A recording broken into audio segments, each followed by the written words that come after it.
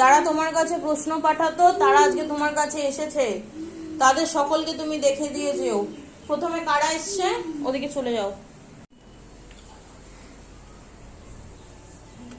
মা লোপা দাশগুপ্ত জিজ্ঞেস করেছে ত্রিপুরা থেকে আলিমান গোত্র, ওনার শরীর খুব খারাপ এবং রেকটাস শক্ত হয়ে আছে। এটার কারণ হচ্ছে ওনার শক্ত পায়খানা হয়। তো উনি জিজ্ঞেস করেছে যে উনি এখান থেকে কবে মুক্তি পাবেন, এই যন্ত্রণা থেকে উনি খুবই কষ্টে আছেন। মা মুক্তির উপায় বলে দাও। অনেকটা দূর থাকে মা, যার কারণেই আমার কাছে প্রশ্ন পাঠিয়েছে। আমি শুধুমাত্র দূরেরটাই করি।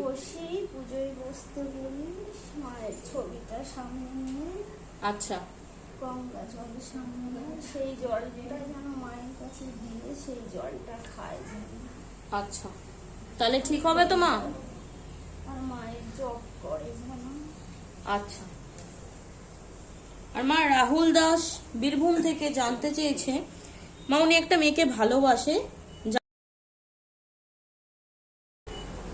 উনি তাকে বিয়ে করেছেন মায়ের পায়ে সিঁদুর পরিয়ে। তো উনি 1 বছর ধরে ওনাদের ঝামেলা হচ্ছে। ওনার বাবা মা কি কিছু করেছে, মেয়েটির বাবা মা, নাকি ছেলেটির বাবা মাকে কিছু করিয়েছে মেয়েটির বাবা মা, যে কারণে ওদের সম্পর্কটা এরকম হয়ে গেছে, কথা হয় না? এটা কি করলে ঠিক হবে একটু বলে দাও।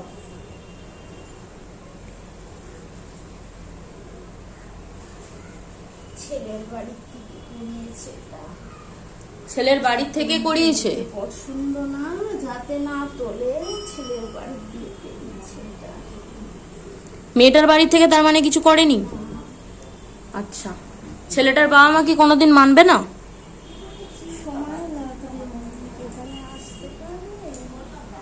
হ্যাঁ মা, আসতে পারবে, বীরভূম থেকে আসতে পারবে, আসবেও বলেছে মা। আসলে ঠিক হয়ে যাবে তো মা? আচ্ছা। আর মা নূপুর মন্ডল বাংলাদেশ থেকে জানতে চেয়েছে কাশ্যপ গোত্র, মা উনি একজনকে উনি একটা মেশিন নেবে বলে 2100 টাকা নিয়েছে ওনার কাছ থেকে। তো সেই টাকাটা তাকে ফেরত দিচ্ছে না এবং তাকে ব্লক করে রেখে দিয়েছে মা।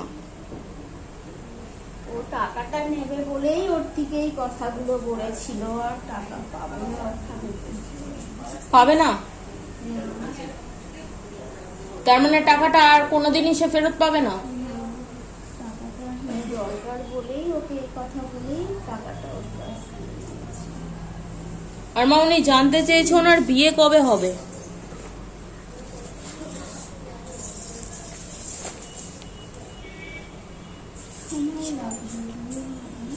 সময় লাগবে? তুমি একটু দেখো। আর মা বিপ্রজিৎ দাস কাশ্যপ গোত্র, হাবড়া থাকে, বলছে যে বাড়িতে খুব সমস্যা হয়, ঝগড়া অশান্তি চলছে। মা কেউ কি কিছু কোনো ক্ষতি করেছে?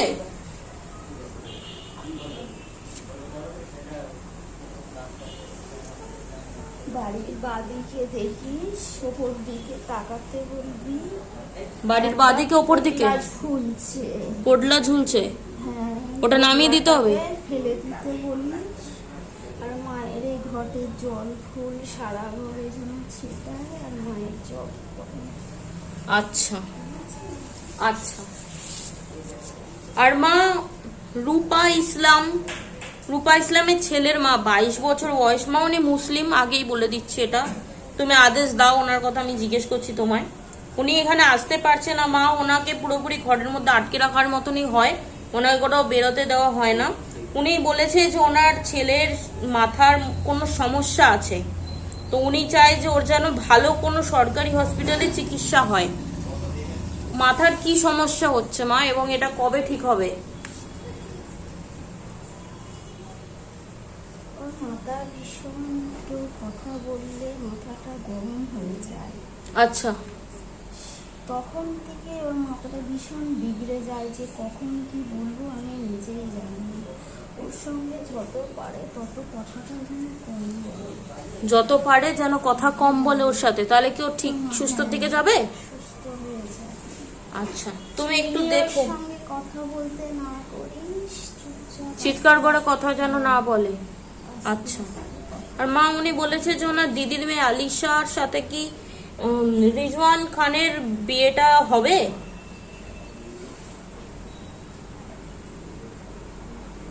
হবে সময় লাগবে। হবে, সময় লাগবে। আচ্ছা। আর মা সৈকত পাল জিজ্ঞেস করেছে, আলিমান গোত্র, আলিপুর দুয়ার থেকে, বয়স ওনার 25 বছর।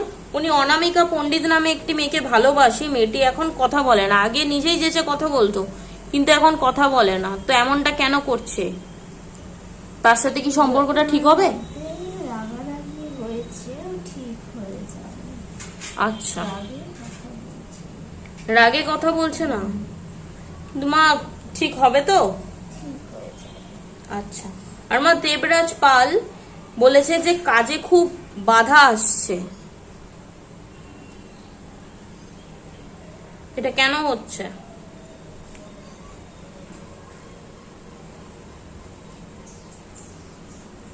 তোকে বিছানায়, যে বিছানায় শোয় সেই বিছানায় নিচে তুলে দেখতে বলবি, একটা কাগজে মোড়া পাবে।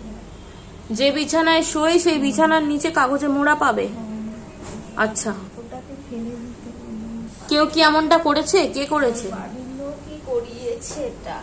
ও যাতে কাজে বাধা পায় তার জন্য? ওটা ফেলে দিতে বলিস। আরে মায়ের ঘরে জল পড়ে দিয়ে নিয়ে যেতে বলিস। আচ্ছা। আর মা অভিজিৎ চক্রবর্তী কালীতলা বসলেন থাকে, ওনার গায়ে খুব র্যাশ বেরিয়েছে, এটা কেন হয়েছে আর কবে ঠিক হবে? খুব কষ্ট পাচ্ছে।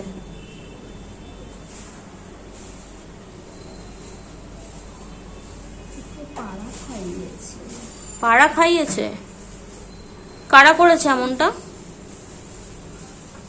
নিজেদের লোকগুলোই করিয়েছে। হিংসা করে ওর উপর ভীষণ। হিংসা করে?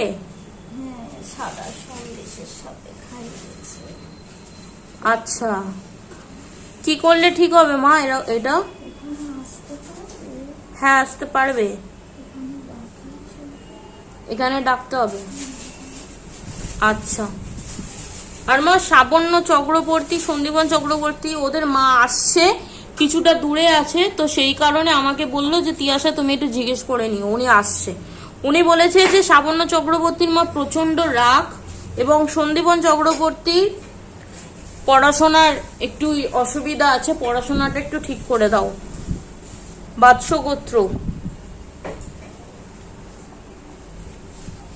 বলিস মায়ের এই ঘটের জল সারাদিন 3 বার যেন খায়।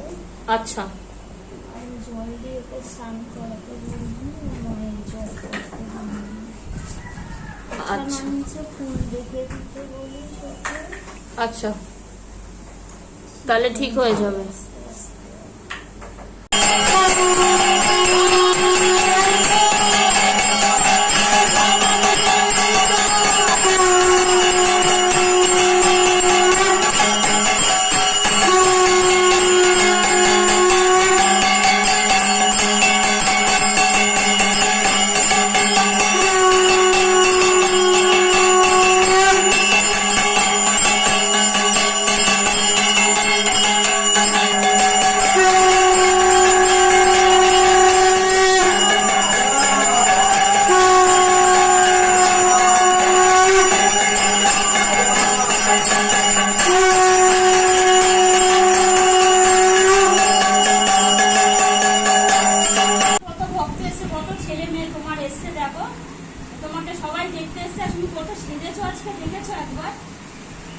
নমস্কার সবাইকে, জয় দক্ষিণা কালী মায়ের জয়। তো আজকে ভক্তরা এসছে, তো মায়ের জন্য ফুল ফল নিয়ে এসেছিল, তো সেগুলোই আজকে মাকে খাওয়াচ্ছি।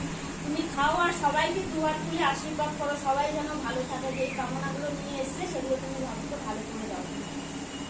কত দূর থেকে মানুষ আসে, তোমার আশা নিয়ে আসে মা আমার, তাদের পাশে দাঁড়িয়েও আর তাদের অসুবিধাগুলো তুমি সলভ করে দিও।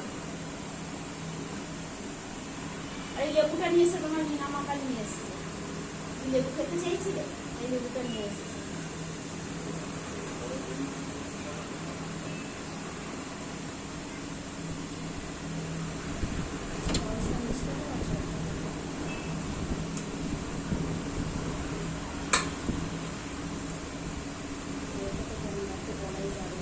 অনেক ভক্ত নিয়ে এসে রাত বলাই যাবে না, আমাদের সন্দেশ খেতে দিয়ে গেছে, ফুল দিয়ে গেছে।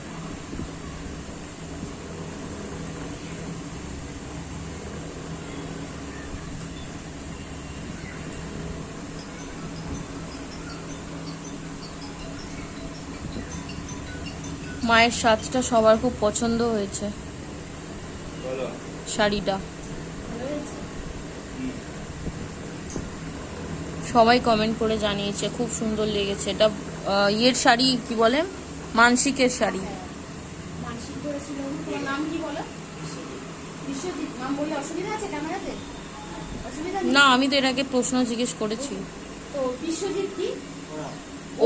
ওরাও তুমি শুধু নামটাই বলো। বিশ্বজিৎ এই মালাটা নিয়ে এসছে মায়ের জন্য আজকে।